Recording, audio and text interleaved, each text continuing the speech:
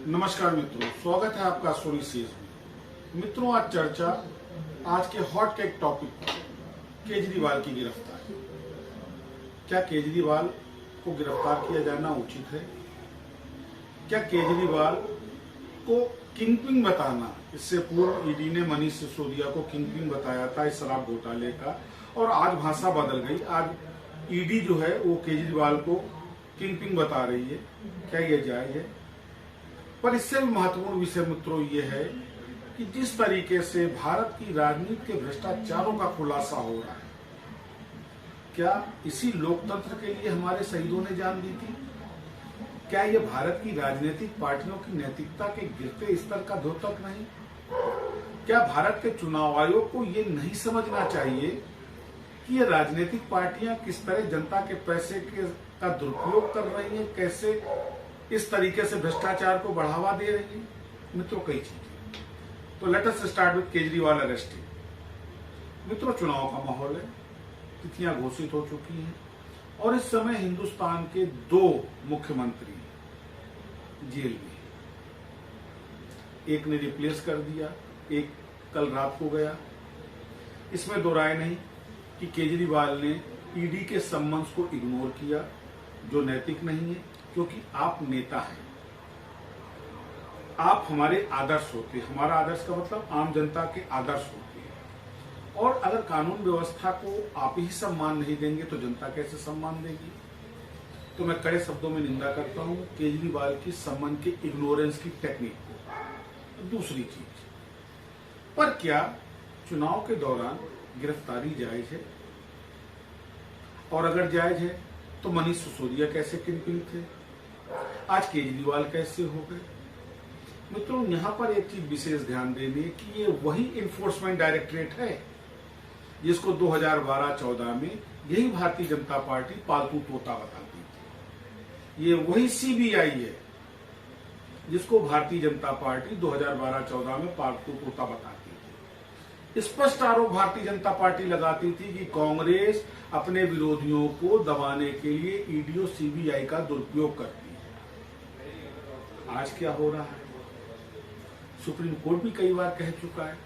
तो मित्रों, क्या ईडी और सीबीआई को अपने आंतरिक चरित्र का मनन नहीं करना चाहिए? पर नहीं होता है। जिस तरह 2 चुनाव आयुक्तों की नियुक्ति को लेकर के सरकार ने कहा है कि कोई जरूरी नहीं है कि इसमें विपक्ष शामिल हो, इसमें क्या कहते हैं न्यायिक प्रक्रिया का हस्तक्षेप को क्यों न हो। मुझे लगता है हमारे परमादरणीय प्रधानमंत्री जी पुतिन की जीत से प्रभावित है। 88% वोट पुतिन को प्राप्त हुए, इसीलिए भाजपा 400 पार जाना चाहती है। परंतु मित्रों, सोचने वाली बात है कि 400 पार क्या देश में लोकतंत्र को बचने देगा? क्योंकि इसी भारतीय जनता पार्टी के अति वरिष्ठ नेता और देश के पूर्व प्रधानमंत्री, जिनका सम्मान से नाम लिया जाता है, परम आदरणीय स्वर्गीय श्री अटल बिहारी वाजपेयी, इसी भारत की सदन में कहते हैं कि जिस दिन देश से विपक्ष खत्म हो जाएगा, देश में लोकतंत्र खत्म हो जाएगा। आज हम लोग कमोबेश उसी स्थिति की तरफ अग्रसर हैं। मैं केजरीवाल की गिरफ्तारी को गलत नहीं कहता। अगर केजरीवाल ने अपराध किया, निसंदेह उनको केवल गिरफ्तारी न किया जाए, उनको दंडित किया जाए। परंतु एक छोटा सा सवाल भारत सरकार से, ईडी से, सीबीआई से, उन नेताओं का क्या हुआ जिन पे गंभीर भ्रष्टाचार के आरोप थे? सीबीआई, ईडी के उनके अंडर विजिलेंस थे, पर जैसे ही वो भाजपा में शामिल हुए वो बिल्कुल दोष रहित हो गए। क्या ये नैतिक है? क्या ये उचित है? क्या ये भारत के संविधान से न्याय है?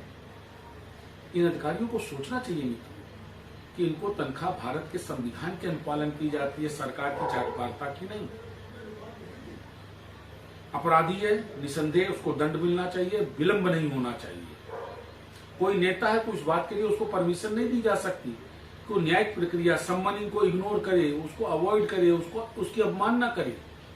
लेकिन मित्रों, ये भी नहीं होना चाहिए कि चुनाव के दौरान अगर विपक्षी पार्टियों के वरिष्ठ नेताओं को इस तरीके से सीबीआई और ईडी के माध्यम से अगर गिरफ्तार किया जाएगा, पार्टियों को तोड़ा जाएगा, तो लोकतंत्र कहां जाएगा? ये बहुत गंभीर प्रश्न है। और इसलिए भी गंभीर है कि अभी हाल में जो लोकतांत्रिक देशों की रेटिंग आई है उसमें हिंदुस्तान की जो रैंकिंग है वो काफी नीचे आई है।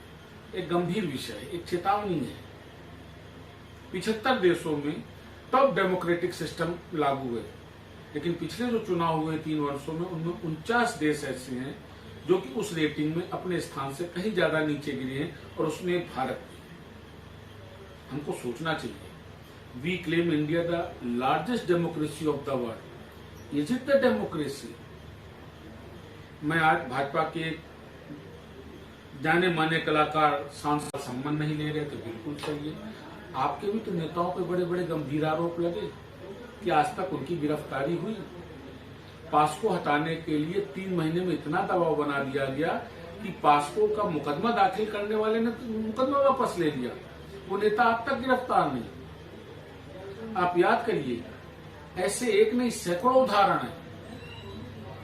गंदगी हर जगह है, लेकिन जिस तरह भाजपा से एक उम्मीद थी और जिस चीज को क्लेम करके 2014 में सत्ता में आए थे, ये उम्मीद की जा रही थी कि भाजपा का जो कार्य करने का तरीका होगा वो निसंदेह सम्मानित होगा, संवैधानिक होगा, न्याय संगत होगा। पर वही काम भाजपा कर रही है जो 2014 से पूर्व कांग्रेस करती थी। इसी सीबीआई का दुरुपयोग, इसी इन्फोर्समेंट डायरेक्टर का दुरुपयोग, और ये कहीं से भी सभ्य समाज को और लोकतांत्रिक व्यवस्था को स्वीकार नहीं होना चाहिए। मैं इस वीडियो के माध्यम से देश की सभी राजनीतिक पार्टियों और खास करके राजनीतिक व्यवस्था के जिम्मेदार चुनाव आयोग से यह अनुरोध करूंगा, इस विषय पर ध्यान दें कि अगर वरिष्ठ नेता इस तरीके से गिरफ्तार होंगे चुनाव के दौरान, तो क्या लोकतंत्र रह पाएगा? 400 सीट पार होने के बाद कमजोर विपक्ष में क्या देश में लोकतंत्र रह पाएगा? जिस व्यवस्था से देश गुजर रहा है, भाजपा को भी ध्यान देना चाहिए। क्या इस व्यवस्था के चलते देश में लोकतंत्र रह पाएगा? एक छोटा सा सवाल। फिर मुलाकात करूंगा मित्रों, नमस्कार।